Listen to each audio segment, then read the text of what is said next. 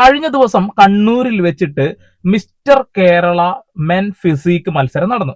അതിനിടയിൽ നാടകീയമായിട്ടുള്ള പല രംഗങ്ങളും അരങ്ങേറി എന്നുള്ളതാണ്. നാദിർ ഷാ എന്ന ഒരു ഇൻഫ്ലുവൻസറെ നിങ്ങൾക്ക് അറിയുന്നുണ്ടാകും.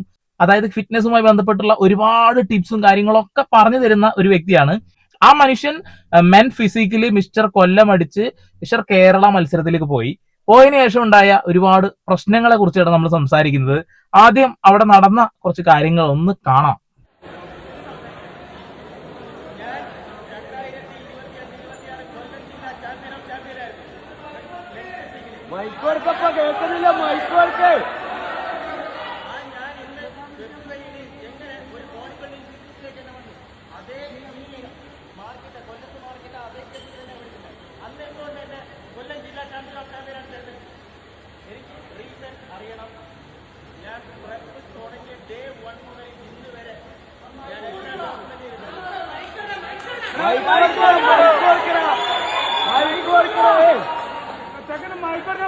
സംസാരിക്കട്ടെ.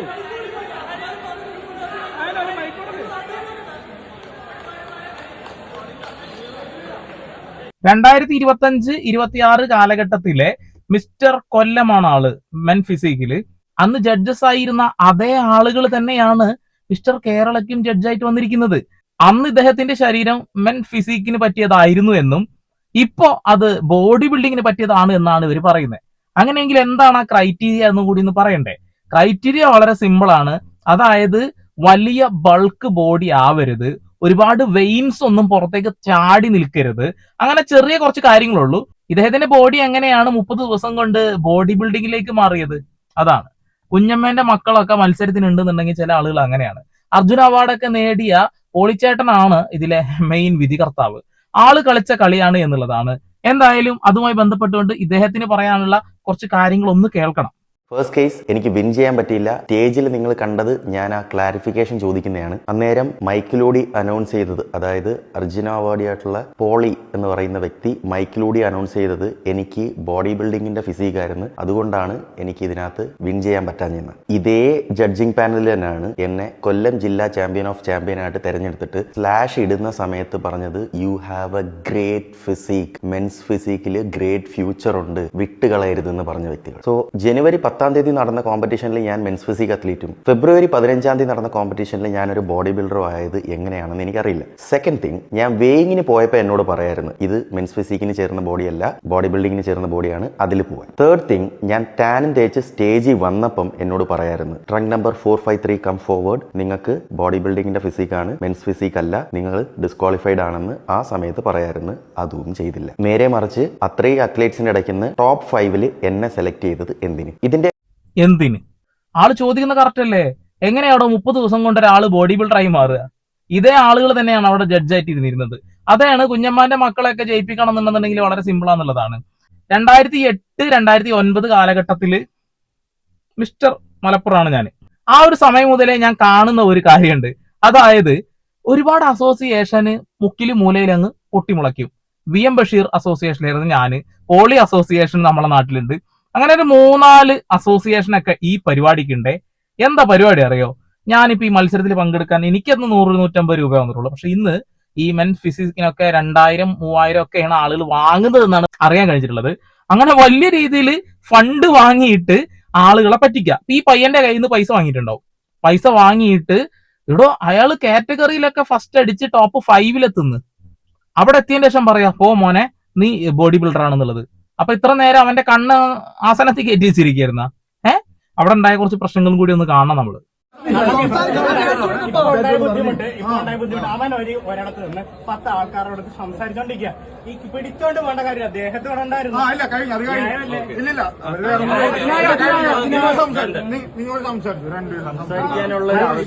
സംസാരിക്കാൻ പോയിട്ടുണ്ട്. പുള്ളി വരട്ടെ, നമ്മളെല്ലാരും മത്സരിക്കാൻ വന്നെ ഒന്ന് ഫ്രീ ആയിട്ടാ. ഞാനൊരു കാര്യം ചോദിക്കട്ടെ, അടുത്ത വർഷവും ഇവര് സംസാരിക്കാൻ പോയിട്ടുണ്ട്. വരട്ടെ, നമ്മള് ജനറൽ പബ്ലിക്കിനോട് സംസാരിക്കും മുമ്പേ ജഡ്ജസ് നമ്മുടെ അടുത്ത് സംസാരിക്കാമെന്നും കാരണം വ്യക്തമായി പറയാമെന്നും പറഞ്ഞിരുന്നു. അത് പറഞ്ഞിട്ട് നമുക്ക് ബുദ്ധിക്ക് തിരക്കുന്ന കാര്യമാണെങ്കിൽ നമ്മളത് കേൾക്കും, വണ്ടി എടുക്കും, വീട്ടിൽ പോകും. അത്രേ ഉള്ളൂ. നമ്മളൊക്കെ അത്ലറ്റ് ആണ്, പ്രശ്നം ഉണ്ടാക്കാൻ വന്നതല്ലല്ലോ എന്ന് പറയുന്ന വ്യക്തിയോട് എനിക്ക് ചോദിക്കാനുള്ളത്, ആ പയ്യൻ ആ ചെക്കന്റെ ഒരുപാട് സമയം കളഞ്ഞിട്ടുണ്ട്, കുടുംബത്തിൽ നിന്നൊക്കെ ഒരുപാട് പ്രശ്നങ്ങൾ അനുഭവിച്ചിട്ടുണ്ടാകും, ഫുഡ് ഡയറ്റ് കാര്യങ്ങൾ ഒരുപാട് പൈസ ചിലവായിട്ടുണ്ട്, അങ്ങനെ ഒരുപാട് സ്വപ്നങ്ങളുമായിട്ടാണ് ആ പയ്യൻ ആ ഒരു പരിപാടിക്ക് പോയിട്ടുണ്ടാവുക. അവിടെ എത്തിയിട്ട് നമ്മൾ തല്ലുണ്ടാക്കാൻ വന്നതല്ലല്ലോ. ഇത് എന്ത് ഊള പരിപാടിയാണ് ചേട്ടായി. കുറെ കൂത്തറകൾക്ക് ഒരു ബോധവും ഇല്ലാതെ അവിടെ വന്ന് ഡയലോഗ് അടിക്കുന്നത് എന്നുള്ളതാണ്. നിങ്ങൾക്ക് എന്താ അറിയാ, ചെക്കൻ അത്ര കഷ്ടപ്പെട്ടിട്ടുണ്ട്. നിരന്തരമായി അവന്റെ വീഡിയോസ് റീൽസ് ഒക്കെ ഞങ്ങൾ കാണുന്നതാണ്, അവന്റെ ഡയറ്റ് പ്ലാൻസ് ഒക്കെ നമ്മൾ കാണുന്നതാണ്. 30 ദിവസം കൊണ്ട് ഒരാൾ ഒറ്റയടിക്ക് ബോഡി ബിൽഡറായി മാറുന്നു. ഇത് എന്ത് ഉണ്ടയാണെന്ന് മനസ്സിലാക്കാനുള്ള ബോധമെങ്കിലും സംസാരിക്കാൻ വരുന്നവർക്ക് വേണം. അതെങ്ങനെയാണ്? ചില ആളുകൾക്ക് നല്ല മസിലും ഇതൊക്കെ തന്നെ ഉണ്ടാവുള്ളൂ, വലിയ ബോധമൊന്നും ഉണ്ടാവില്ല എന്നുള്ളതാണ്. ഈ ചെക്കനെ തള്ളി മാറ്റിയൊക്കെ ഇരുന്നു എന്നുള്ളതാണ്. ഇനി ഇവർ ചോദിക്കുന്ന ചോദ്യങ്ങൾക്ക് അവർക്ക് എന്തെങ്കിലും മറുപടി ഉണ്ടോ? ഒരു തേങ്ങയില്ല. ഒന്ന് കേട്ടോക്കി. വേറെ ഒരു കാര്യമില്ല, എന്തിന് അവനെ അന്നേരം ഡിസ്ക്വാളിഫൈ ചെയ്യാതെ ഫൈനലിലോട്ട് സെലക്ട് ചെയ്തു? അവന്റെ പ്ലേസ് മറ്റൊരാൾക്കല്ലേ കൊടുക്കണ്ടേ? അപ്പൊ 5ാം സ്ഥാനത്ത് അല്ലെങ്കിൽ ഫൈനലിൽ വരേണ്ട അത്ലീറ്റ് എവിടെ അല്ലേ? ഡിസ്ക്വാളിഫൈ ചെയ്യാനോ ഇങ്ങനൊരു ക്രൈറ്റീരിയ മൂലം മെഡൽ കൊടുക്കണ്ടെന്നുണ്ടെങ്കിൽ എന്തിന് ഫൈനലിലോട്ട് തെരഞ്ഞെടുക്കും? വേറെ കാര്യമൊന്നും പറയാനില്ല. Judges needs to upgrade. എനിക്കതാ പറയാനുള്ളത്. അർജുന അവാർഡി പോലുള്ള റെസ്പെക്ട്ഫുൾ പീപ്പിൾ ഇതുപോലത്തെ ജഡ്ജ്മെന്റ് ചെയ്യുന്നത് വളരെ വളരെ ഡിസപ്പോയിന്റിംഗ് ആണ്. അഗൈൻ അർജുന അവാർഡി പോലുള്ള ജഡ്ജസ് ഇരുന്ന ഒരു പാനലിൽ നിന്ന് ഇങ്ങനെയുള്ള ജഡ്ജ്മെന്റ് വരുന്നത് എക്സ്ട്രീംലി ഡിസപ്പോയിന്റിംഗ്. കൊല്ലം ജില്ലയിൽ മത്സരിച്ചപ്പോൾ എന്റെ കഴുത്തിൽ സ്ലാഷ് ഇട്ടുകൊണ്ട് പറഞ്ഞത് you have a great physique എന്നാണ്, you have a wonderful future in men's physique എന്നാണ്. അങ്ങനെ തന്നെ വീഡിയോ കിടപ്പുണ്ട്. മീഡിയക്കാരുടെ ഇൻസ്റ്റഗ്രാമില് ഇതേ വ്യക്തികളുടെ മൈക്കം പിടിച്ചുകൊണ്ട് അവര് കാണിച്ച അഡ്വർടൈസിങ് എന്താ പറയാ ഗിമ്മിക്കിന്റെ വീഡിയോ കിടപ്പുണ്ട്. അന്നവർക്ക് അമേസിംഗ് ഫിസിക്കും അടിപൊളിയായിരുന്നെങ്കിൽ ഇന്നെന്താണ് ഈ മാറിയത്? ജില്ല മാറിയപ്പോഴോ കോമ്പറ്റീഷൻ മാറിയപ്പോഴോ ഒരേ ആള് similar packages. We have video proof to show that അതേപോലത്തെ package, very similar identical package ആവുന്നത് മേ ബി സ്ലൈറ്റ്ലി ബെറ്റർ. അത്രേ ഉള്ളൂ. ഞാൻ ഒരൊറ്റ കാര്യം ചോദിക്കട്ടെ, ഈ കണ്ടു നിന്ന ആൾക്കാരുടെ ഒറ്റ കാര്യം ചോദിക്കട്ടെ, നിങ്ങൾ ഇതിന് ഉത്തരം തരണം. ജഡ്ജ്മെന്റ് കറക്റ്റ് ആയിരുന്നു? ഓക്കെ, എല്ലാവരും എതിർത്തിട്ടാണല്ലോ എന്റെ പൊന്നു പോളിച്ചേട്ടാ നിൽക്കുന്നത്. എന്റെ പൊന്നു പോളിച്ചേട്ടത്ത് ഇന്നും നിലം തുടങ്ങിയതല്ല എന്ന് എല്ലാവർക്കും അറിയാം. ഇതൊക്കെ നിർത്താറായില്ലേ? ഇതേപോലെ തന്നെയാണ് ബോക്സിംഗ് അസോസിയേഷൻ, വുഷു അസോസിയേഷൻ. ഓരോ മൂലയിലും ഓരോ ദിവസം പൊട്ടി മുളയ്ക്കുകയാണെന്നുള്ളതാണ്. ഈ കുട്ടികൾക്കൊക്കെ കിട്ടേണ്ടതായിട്ടുള്ള ഒരുപാട് ഫണ്ട് പോലും മുക്കുന്നുണ്ട് എന്നുള്ള കാര്യമൊക്കെ നമ്മൾ നിരന്തരം പറഞ്ഞതാ. അനിയൻ മിഥുൻ എന്ന് പറയുന്ന ഒരു വുഷു പ്ലെയർ ഉണ്ടായിരുന്നില്ലേ? ആ മനുഷ്യൻ ബിഗ് ബോസിൽ പോയി പുറത്തു വന്നപ്പോഴാണ് ആളുകൾ ഇതിനെ കുറിച്ചൊക്കെ മനസ്സിലാക്കി എന്നുള്ളതാണ്. അസോസിയേഷന്റെ പിന്നിൽ ഒരുപാട് കള്ളത്തരങ്ങൾ നടക്കുന്നുണ്ട്, വലിയ ഹ്യൂജ് എമൗണ്ട് വന്ന് വീഴുന്നുണ്ട് എന്നുള്ളതാണ്.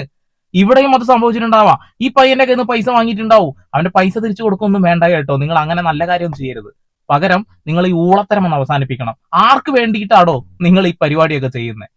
ആ ഒരു പയ്യന് എന്താണ് പ്രശ്നം? ഒരു 30 ദിവസം കൊണ്ട് എങ്ങനെയാണ് ആ ചെക്കൻ ബോഡി ബിൽഡറായി മാറുന്നത്? ഇതൊക്കെ പോളിയെ നീ തന്നെയല്ലേ പറയണ്ടേ? ഓക്കെ, ഇനി പയ്യനെ ഏത് രീതിയിൽ ഒരു ട്രീറ്റ് ചെയ്യണമെന്നതും കൂടി കാണാം.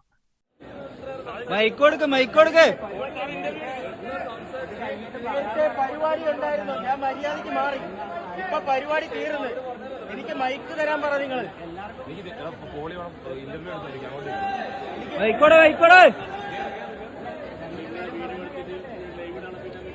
മെൻസ് ഫിസിക്കിന്റെ ക്രൈറ്റീരിയ എന്തുവാന്നെങ്കിൽ എനിക്കൊന്ന് പറഞ്ഞു തരട്ടെ.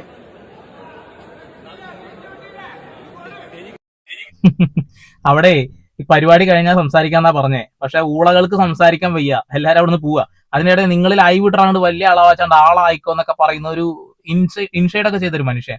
ഇൻസൈഡ് ഒക്കെ ചെയ്ത് കഴിഞ്ഞാൽ എന്താ അർത്ഥം അറിയോ? മാന്യൻ എന്നാണ് അർത്ഥം. ഇവനൊക്കെ എന്ത് മാന്യനാട്? ആ പയ്യന് മറുപടി കൊടുക്കാനും കൂടി കഴിയില്ലെങ്കിൽ പിന്നെ എന്തുണ്ടൊക്കെയാണ് ഈ പരിപാടി നടത്തുന്നത്? ഇനിയെങ്കിലും ഇത്തരം പ്രോഗ്രാമുകളൊക്കെ സർക്കാരിന്റെ നേതൃത്വത്തിൽ വേണം നടക്കാം. സർക്കാരിന്റെ ഇടപെടലുകൾ ഇത്തരം കാര്യങ്ങൾക്ക് വേണം. ഇത് ഫുള്ള് പറ്റിക്കുന്ന പരിപാടിയായിട്ട് മാറരുത്. ആ പയ്യന് അത്ര വിഷമം ഉണ്ടായിട്ടുണ്ടാവും. അതൊക്കെ മനസ്സിലാവണമെന്നുണ്ടെങ്കിൽ അതുപോലെ പണിയെടുക്കണം. അത്രേ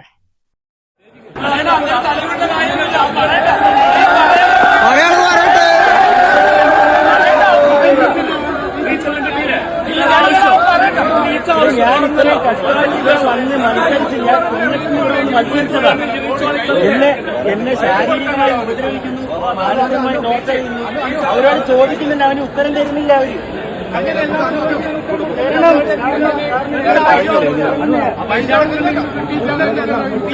എല്ലാരും ചോദിക്കുന്ന ചോദ്യത്തിന് ഉത്തരം തരാൻ പറ്റില്ല.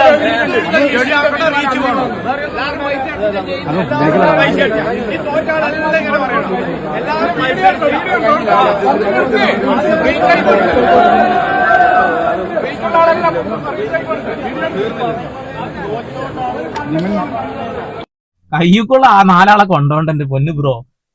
മോന്തടിച്ച് തിരിക്കേണ്ട കേസാണ് ഇതൊക്കെ. അവൻ പറഞ്ഞ കേട്ടാ, നീ റീച്ച് ആക്കി കൊടുക്ക്, പിന്നെ തോറ്റവർക്ക് എല്ലാവർക്കും ഓരോന്ന് പറയാനുണ്ടാവും. എന്ത് ഊള വർത്താനാ പറയുന്നേ? അങ്ങനെയെങ്കിൽ അവനെ എങ്ങനെ ടോപ്പ് 5-ലെത്തി? അവനെ നിങ്ങൾ തുടക്കത്തിൽ തന്നെ പുറത്താക്കണ്ട. ന്യായമായ കാര്യമല്ലേ അവൻ പറഞ്ഞത്? അവനെ ആദ്യം തന്നെ പുറത്താക്കണ്ടേ?